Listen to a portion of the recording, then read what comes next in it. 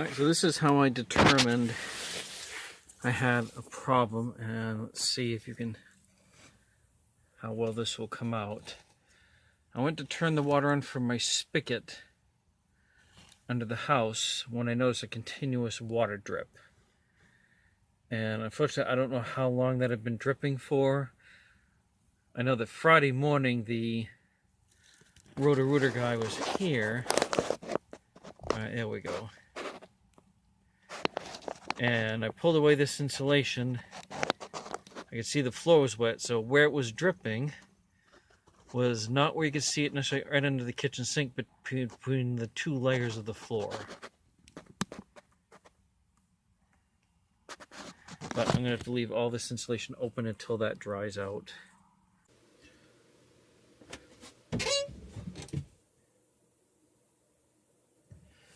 Alright, what I'm doing today is this leaks. This is broken, but it doesn't leak. I had to have someone come in and snake the whole system because I had a clog deep down. And apparently when the snake machine was running, it hit both of these, damaged this one, and caused this one to leak, which didn't see until after the fact, until I looked under the house and had a continuous drip of water. So, that being said, I have not as good sound as I would like. I have my pipe cutter. I have my new shutoffs. And hopefully this will go smoothly. We're about to find out.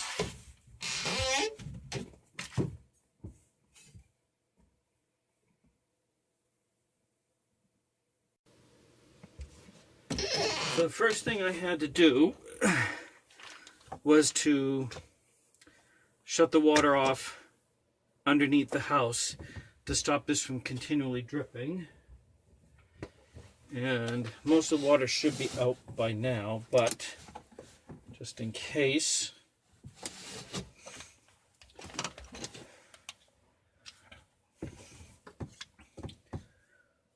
I'm going to try and cut as close as I can.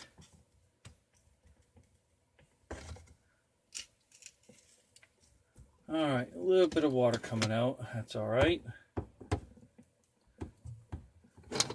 I can finish that.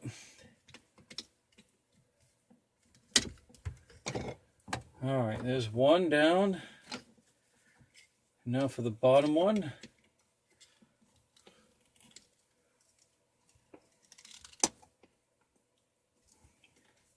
It's a little bit cramped space, so that's the fun part of trying to work around this.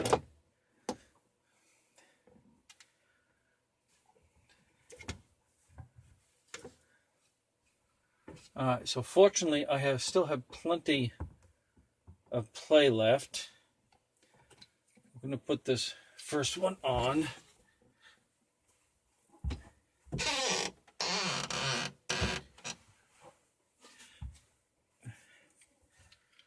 And how this should work, this slides down, this will slide on. Alright, and this is going to create its own self-sealing. I just have to make sure it is important not to cross-tread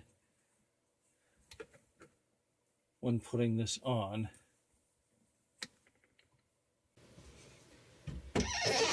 Alright, so I've got the first one done right here. And the only leak I have now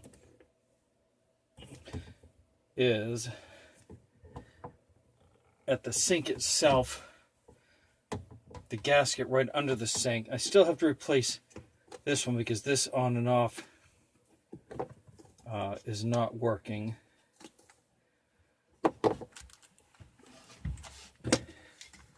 Unfortunately, I got a bunch of water.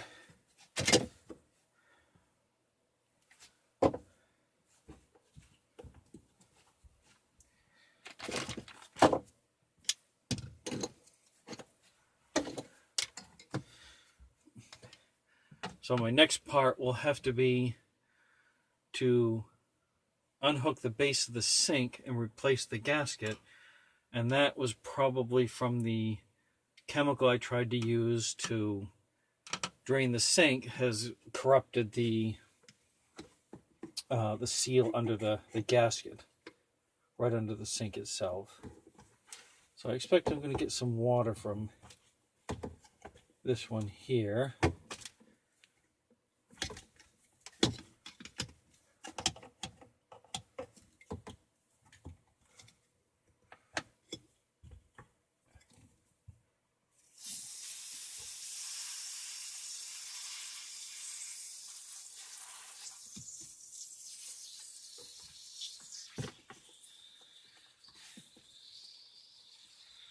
Oh yeah, there's a little bit of pressure.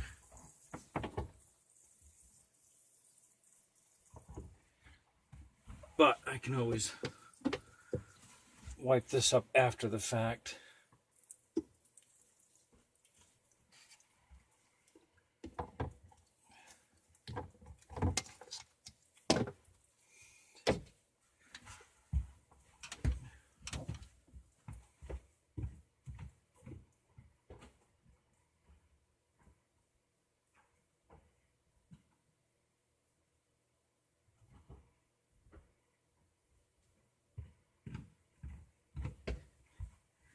So towel number 2 underneath.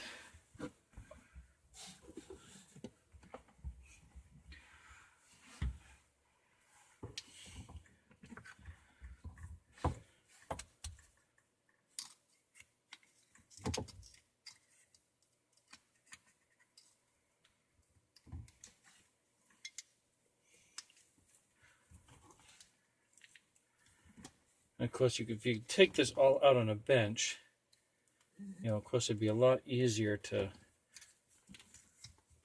do this.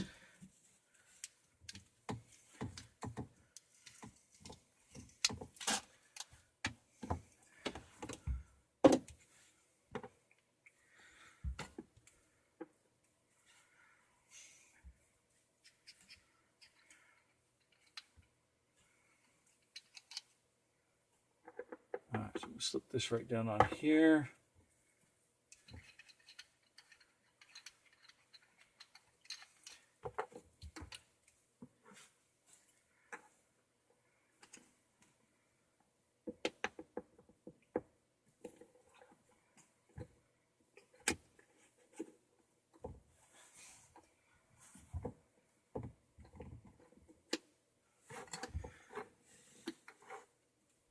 And again, probably the hardest part is having the cramped space.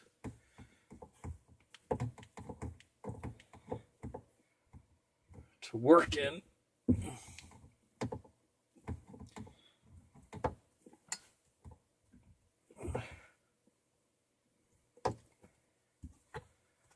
All right, and the top one.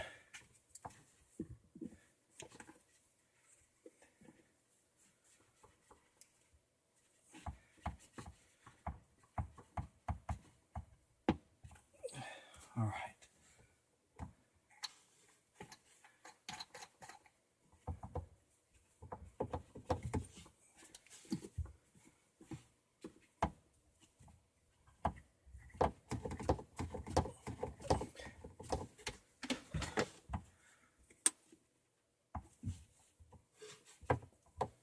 So all I'm doing is hand tightening both of these.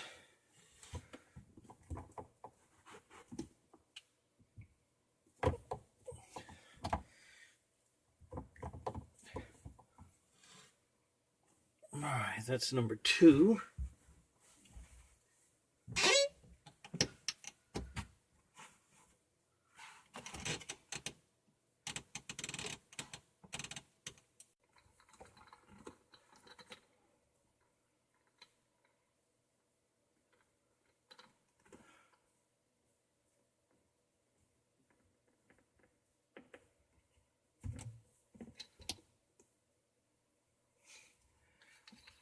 All right, before I tighten that, I want to put the top one on.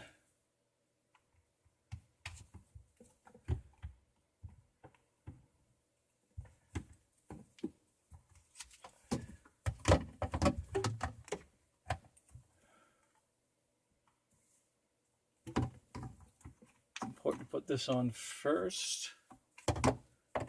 As I said, it's very cramped quarters in here.